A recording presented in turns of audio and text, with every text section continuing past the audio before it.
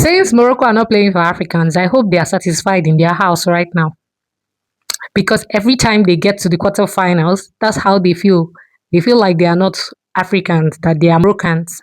So remain in your Morocco. France was a better team, but um, considering the way Morocco has played so far in the World Cup, I think they should have stood a chance to win. But it was unfortunate that they had to go home. Now, the Cape Verde and Argentina match was a beautiful match. Argentina got lucky because generally I think they've been favored by FIFA. The referee's performance was completely poor. It felt very, very biased, and a lot of tight calls went Argentina way. Argentina got away with some fouls that weren't even carded, and I think that's why it got a lot of people pissed after the match, which is why I said generally, I think FIFA is favoring Argentina. I said what I said. The US and Belgium match was unfortunate. I think Belgium played with a lot of annoyance because of what happened in the Balogun situation. If you don't know about the Balogun situation, Google it. The match between Spain and Belgium, I knew that Spain was a better team, so definitely they were going to come out strong. So fortunate that Belgium had to go home.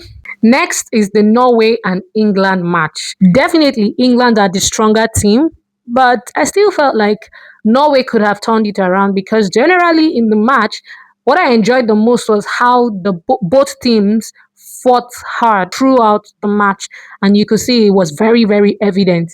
They played 130 minutes, which showed that each team were fighting for a spot at the semifinals. Another thing I loved about Norway was how they brought their culture all the way.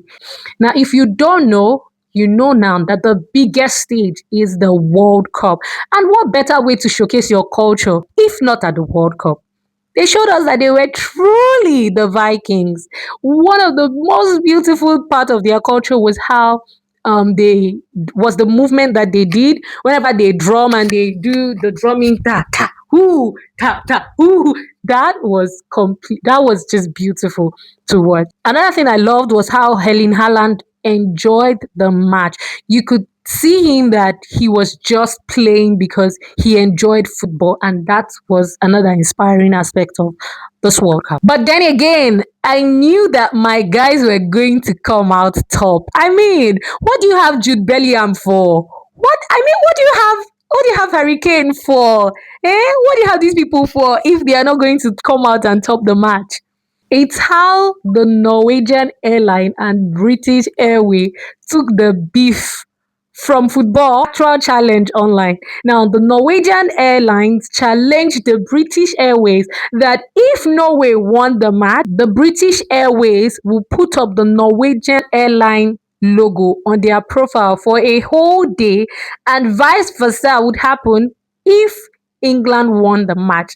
And unfortunately for Norwegian Airlines, England won the match, and so they had to put up the British Airways logo on their profile for a whole day. But one thing that I think it's important to note is how that became a marketing strategy. Yes, it was done on purpose, and I think they will both gain, but I think the Norwegian airline benefited most from it. So that was a beautiful marketing strategy. We are finally down to the semi-finals, which is happening tomorrow. England versus Argentina, France versus Spain. France versus Spain. I think France has better experience. They seem like the better team and all that. But Spain also has something in them that I think could show.